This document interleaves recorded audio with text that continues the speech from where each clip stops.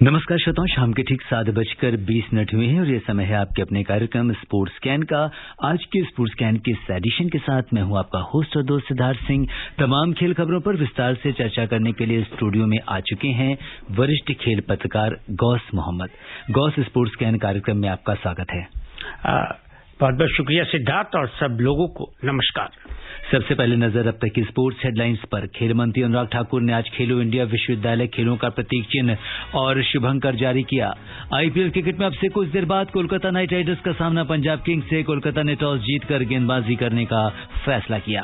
Qatar में football विश्व cup के ग्रुप चरण के लिए ड्रॉ आज रात होगा और मियामी ओपन टेनिस टूर्नामेंट के महिला सिंगल्स के फाइनल कल इगा स्विटेक का मुकाबला नाओमी ओसाका से।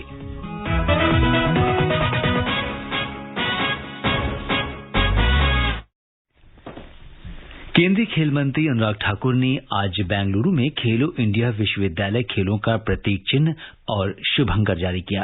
इस अवसर पर श्री ठाकुर ने विश्वविद्यालयों से देश के वास्ते ओलंपिक पदक जीतने के लिए योगदान करने का आह्वान किया है। खेल मंत्री ने कहा कि विशिष्ट एथलीट्स के लिए विशेषज्ञ प्रशिक्षण की व्यवस्था के लिए व्यापक प्रयास किए जा रहे हैं। खेल मंत्री ने कहा कि लक्ष्य ओलंपिक पोडियम योजना और मिशन ओलंपिक समिति की स्थापना का उद्देश्य हमारे एथलीट्स को आगामी एशियाई राष्ट्रमंडल और ओलंपिक खेलों में पदक जीतने का है। भारत में खेलों को लोकप्रिय बनाने में प्रधानमंत्री के निर्णयों के बारे में श्री ठाकुर ने कहा कि योग को आज संयुक्त राष्ट्र के प्रस्ताव से दुनिया भर में मान्यता मिली है। खेल मंत्री ने कहा कि उनका मंत्रालय मल्लखंब जैसे पारंपरिक खेलों को बढ़ावा देगा। बेंगलुरु में 24 अप्रैल से शुरू होने वाले विश्वविद्यालय खेलों के बारे में श्री ठाकुर ने इससे एक हरित खेल आयोजन के निर्णय की सराहना की। इन खेलों में एक बार उपयोग होने वाले प्लास्टिक का इस्तेमाल नहीं होगा। उन्होंने बताया कि ओडिशा में आयोजित विश्वविद्यालय खेलों के पहले संस्करण में लगभग 3000 खिलाड़ियों ने भाग लिया था। बेंगलुरु में आयोजित हो रहे खेलों में 4500 से अधिक एथलीट्स योग और मल्लखंब सहित विभिन्न स्पर्धाओं में हिस्सा लेंगे। उन्होंने कहा कि इन खेलों में निखर कर आने वाली प्रतिभाओं को अंतर्राष्ट्रीय प्रतियोगिताओं में भाग लेने का मौका दिया जाएगा। तो इस तरीके से खेलो इंडिया विश्वविद्यालय में खेल में 20 स्पर्धाओं में 4500 से ज्यादा युवा खिलाड़ी हिस्सा ले रहे हैं। ये इस बात का परिचायक है कि इस तरह देश के युवा विश्वविद्यालय खेलों में हिस्सा ले रहे हैं। ये भारत की युवाओं में खेलों के प्रति ये भावना प्रधानमंत्री नरेंद्र मोदी के विजन का परिणाम है। There will be more than 4,500 participants ready to showcase their sporting prowess in 20 sporting disciplines, and we have seen a significant growth in the percentage of participation. This truly goes to show the level of interest the University Games have created among the youth and the students. It has been the vision of our Honorable Prime Minister Shri Narendra Modi ji to make sports an integral part of the lives of India's large youth population. I am sure in the years to come, our universities are also going to contribute in a large way as far as the Olympic medal tally is concerned in the future years to come. प्रधानमंत्री नरेंद्र मोदी ने कहा है कि पहले हमारे देश में खेलकूद को अतिरिक्त गतिविधियों में माना जाता था, लेकिन अब नई शिक्षा नीति में खेलों को शिक्षा का हिस्सा बना दिया गया है। पहले हमारे यहाँ खेलकूद एक्स्ट्रा एक्टिविटी माना जाता है। जो 5वीं, 6ठी, 7वीं में पढ़े होंगे उनको पता होगा। अब इस नेशनल एजुकेशन पॉलिसी में वो शिक्षा का हिस्सा बना दिया गया है। यानी खेलकूद खेलना खिलने के लिए बहुत अनिवार्य होता है। बिना खेले कोई खिल नहीं सकता।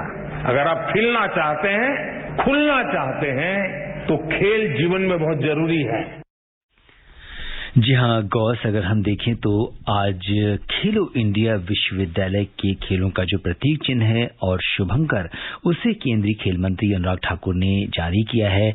और प्रधानमंत्री ने भी जिस तरीके से खेलों की भारत में जिस तरीके से यहाँ पे जो सरकार के द्वारा किए जा रहे प्रयास हैं कि खेलों को किस तरीके से बढ़ावा दिया जाए, शिक्षा नीति में भी खेलों को जो है वो बहुत इंपॉर्टेंस दी गई है।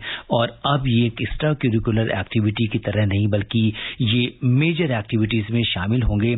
और प्रधानमंत्री जी शुरू से ही लोगों का उत्साहवर्धन करते रहे, हमारे खिलाड़ियों का उत्साहवर्धन करते हैं। कोई भी अगर हम देखें तो मैच होता है, कोई अगर विशिष्ट स्थान हासिल करता है तो तुरंत ट्वीट करते हैं, उनका उत्साहवर्धन करते हैं। तो ऐसे में आप क्या कुछ कहेंगे विश्वविद्यालय खेलों के ऊपर?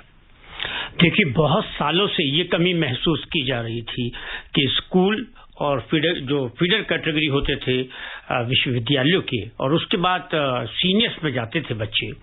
तो जब से प्रधानमंत्री श्री नरेंद्र मोदी ने खेलों के अंदर विशेष रुचि लेनी शुरू की है, चाहे वो अनुराग ठाकुर हों, उससे पहले किरण रिजिजू थे, तो सबने एक नया सिस्टम शुरू किया है कि अगर फेडरेशन का कहती है कि हमको हॉकी में ये कोच चाहिए, फुटबॉल में ये कोच चाहिए, टेनिस में ये चाहिए, रेसलिंग में ये चाहिए, तो जो भी वो बोलते हैं उसके लिए कागजों पर कार्रवाई नहीं होती, एकदम तुरंत उनकी बात को मंजूर किया जाता है कि प्रधानमंत्री जी का कहना है कि जो खिलाड़ियों को चाहिए तुरंत दिया जाए। तो ये आप देखिए, जो टोक्यो ओलंपिक हुए थे और बाकी अंतर्राष्ट्रीय स्तर पर अब जो हमारे खेलों की रिस्पेक्ट है, इज्जत है पूरी दुनिया में, अब जिस तरह से ओलंपिक को लेके, एशियाई खेलों को लेके,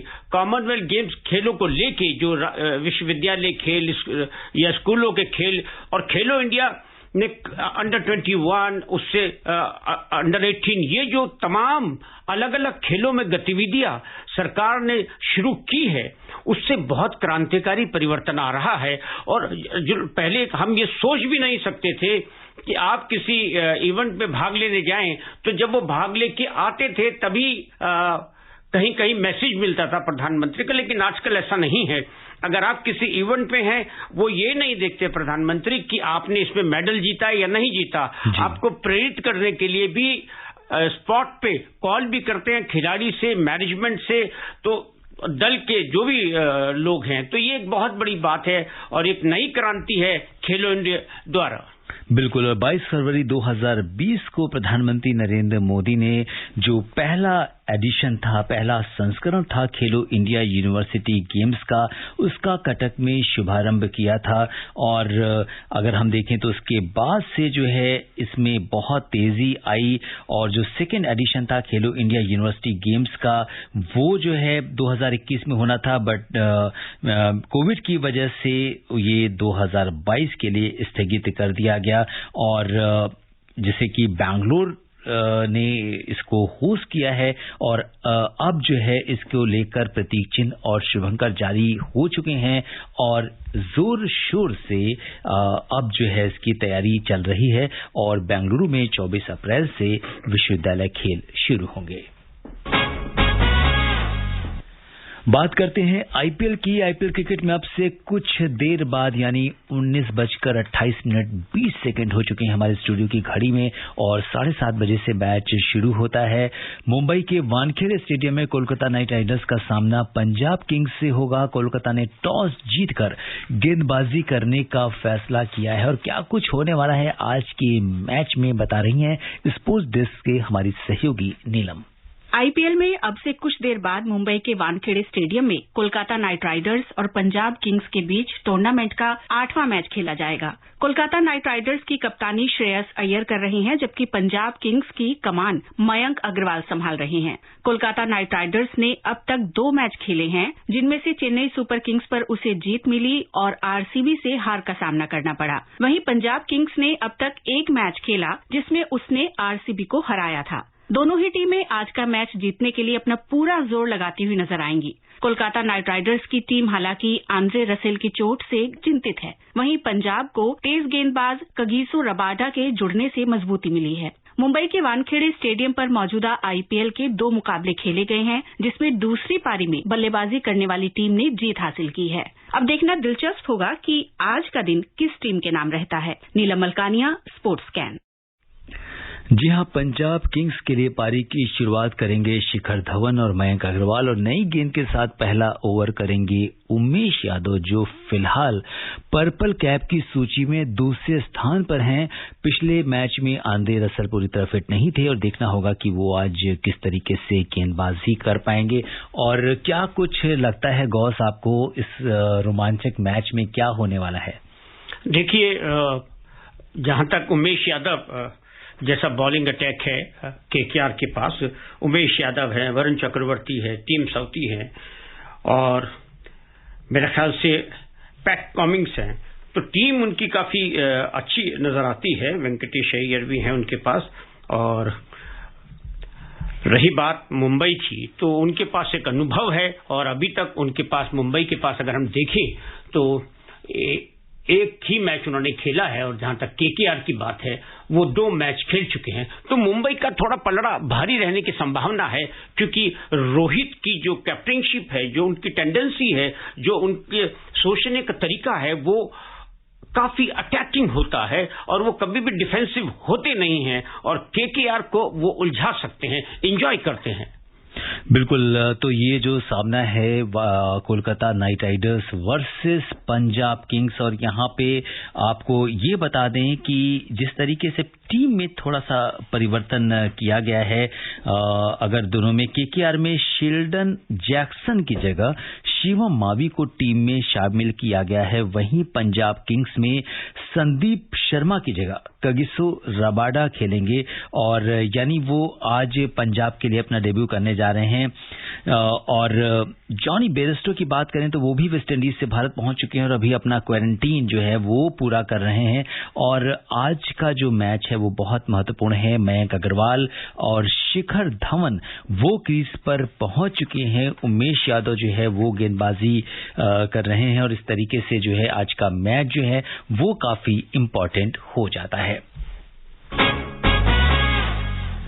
और इस बीच कल के अगर मैच की बात हम ये करें तो कल रात मुंबई के ब्राबोर्न स्टेडियम में लखनऊ सुपर जायंट्स ने चेन्नई सुपर किंग्स को 6 विकेट से हराया।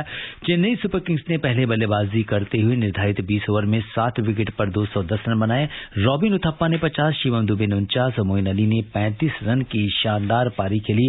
जवाब में लखनऊ सुपर जायंट्स ने 3 गेंद शेष रहते ही 4 विकेट के नुकसान पर जीत का लक्ष्य हासिल कर लिया। सुपर जायंट्स की ओर से एवन लुइस ने बाद 55 रन बनाए, क्विंटन डिकॉक ने 61 और केएल राहुल ने 40 रन का महत्वपूर्ण योगदान दिया। एवन लुइस को प्लेयर ऑफ द मैच घोषित किया गया। तो कल का जो मैच है वो भी बहुत इंटरेस्टिंग रहा है, क्योंकि जिस तरह से लखनऊ सुपर जायंट्स है, एक नई टीम है, पहली बार आईपीएल में खेल रही है, और उन्होंने जो बहुत जो हम ये कह सकते हैं कि चेन्नई सुपर किंग्स जैसी जो मजबूत टीम है उसको हराया।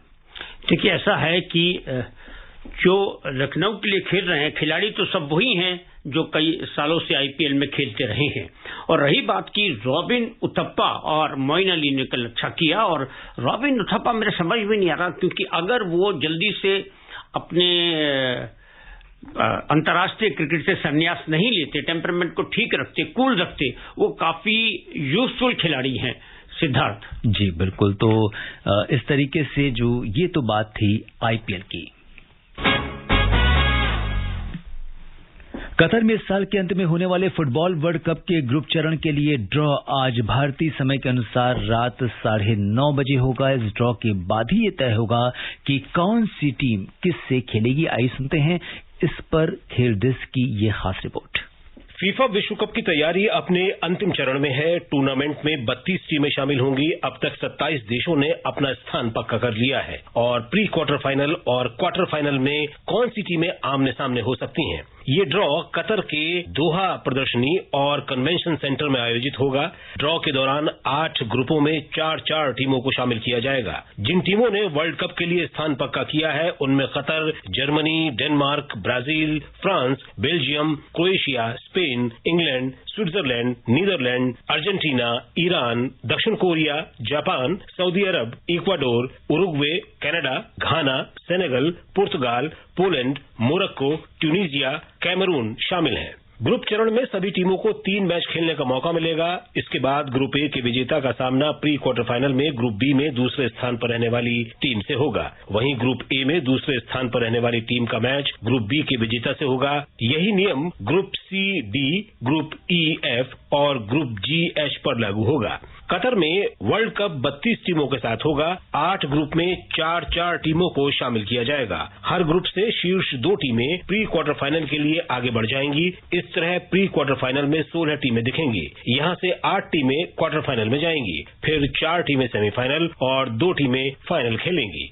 सेमीफाइनल में हारने वाली 2 टीमों के बीच तीसरे और चौथे स्थान के लिए मैच होता है। ग्रुप स्टेज के मैच 21 नवंबर से 2 दिसंबर तक आयोजित होंगे। इसके बाद प्री क्वार्टर फाइनल मैच 3 से 6 दिसंबर के बीच होंगे। 9 और 10 दिसंबर को क्वार्टर फाइनल का आयोजन होगा। 13 और 14 दिसंबर को सेमीफाइनल मैच खेला जाएगा। 17 दिसंबर को तीसरे स्थान के लिए मैच खेला जाएगा। इसके बाद 18 दिसंबर को फाइनल मैच आयोजित होगा। देखना दिलचस्प होगा कि इस बार की फुटबॉल विश्व कप का खिताब कौन सी टीम जीतती है। Vishal Sharma, sports can.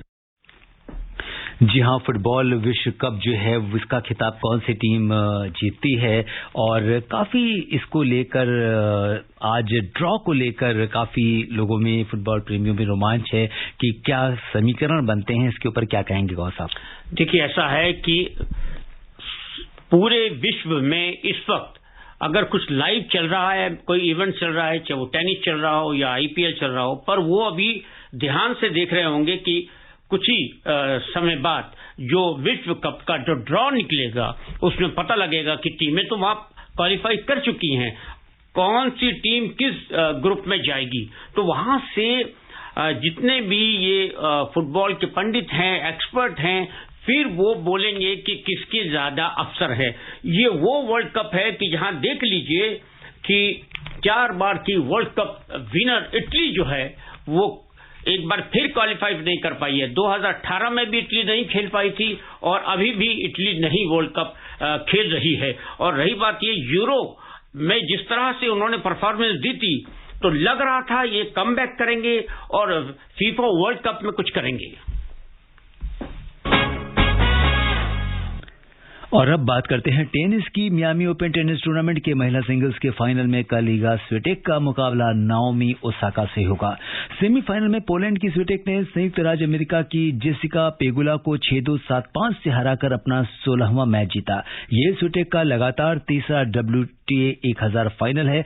पुरुष सिंगल्स की बात करें तो स्पेन के कार्लोस अल्कराज टूर्नामेंट के सेमीफाइनल में पहुंच गए हैं। युवा खिलाड़ी कार्लोस एटीपी मास्टर्स 1000 के सेमीफाइनल में पहुंचे हैं। क्वार्टर फाइनल में कार्लोस ने सर्बिया के बियोमिर केकमानोविच को 6-7, 6-3, 7-6 से हराकर अंतिम 4 में जगह बनाई। सेमीफाइनल में कार्लोस का सामना पोलैंड के ह्यूबर्ट हरकाज से होगा। हरकाज ने दूसरी वरीयता प्राप्त रूस के डेनिल मेदवेदेव को 7-6, 6-3 से पराजित किया। मेदवेदेव ने साल 28 फरवरी से 21 मार्च तक दुनिया के नंबर 1 खिलाड़ी के रूप में 3 सप्ताह बिताए। इससे पहले उन्होंने सर्बियाई नोवाक जोकोविच का जो स्थान था वो हासिल किया था। तो इस तरीके से जो अगर महिला सिंगल्स की बात करें तो कल इसका बहुत ही अहम फाइनल होना है जिसमें इगा स्विटेक और नाओमी ओसाका आमने सामने होंगे। गौस, क्या कुछ कहेंगे इस पर? देखिए, नाओमी ओसाका पहली एशियाई खिलाड़ी हैं जो वर्ल्ड नंबर 1 रह चुकी हैं एकाग्रता में। इससे पहले कभी भी एशियाई खिलाड़ी जो है नंबर 1 नहीं रहा है। ये और बात है, ओसाका जो है यूएसए में बस गई थी, लेकिन वो जापान बॉर्न है। और रही बात उनकी 2018-2019 में यानी यूएस ओपन, ऑस्ट्रेलिया ओपन इन्होंने जीता है। और सेरेना विलियम्स जिन्होंने जीता था ये 2015 में। उसके बाद ये ऐसे खिलाड़ी हैं। तो मेरे ख्याल से ये मियामी यूएस ओपन जो है उनके जीतने की प्रबल संभावना है। बिल्कुल, तो ये तो बात थी टेनिस की। बात करते हैं हॉकी की। दक्षिण अफ्रीका में जूनियर हॉकी विश्व कप टूर्नामेंट में भारतीय महिला टीम पूल डी में कल अपने अभियान की शुरुआत वेल्स के साथ खेलकर करेगी। रविवार को भारतीय टीम का मुकाबला जर्मनी से होगा। सलीमा टेटे की अगुवाई में भारतीय टीम 8 अप्रैल से शुरू होने वाले क्वार्टर फाइनल राउंड से पहले अंतिम पूल मैच में मलेशिया से खेलेगी। तो ये बहुत ही अहम जो मुकाबला है ये होने जा रहा है। और श्रोताओं, अब समय अनुमति नहीं दे रहा कि हम कुछ और खेल खबरों पर चर्चा करें। गौस साहब हमारे स्टूडियो में तमाम खेल खबरों पर चर्चा करने और विशेषज्ञ राय साझा करने के लिए आपका बहुत बहुत धन्यवाद और आभार। धन्यवाद, नमस्कार। श्रोताओं, स्पोर्ट्स कैन में आज के लिए बस इतना ही। अगर आप इस कार्यक्रम को दोबारा सुनना चाहते हैं तो लॉग ऑन कर सकते हैं हमारी वेबसाइट newsonair.nic.in पर। कल शाम 7:20 पर दोबारा मुलाकात के वादे के साथ इजाजत दीजिए अपने होस्ट और दोस्त सिद्धार्थ सिंह को। तब तक के लिए नमस्कार, शुभ रात्रि।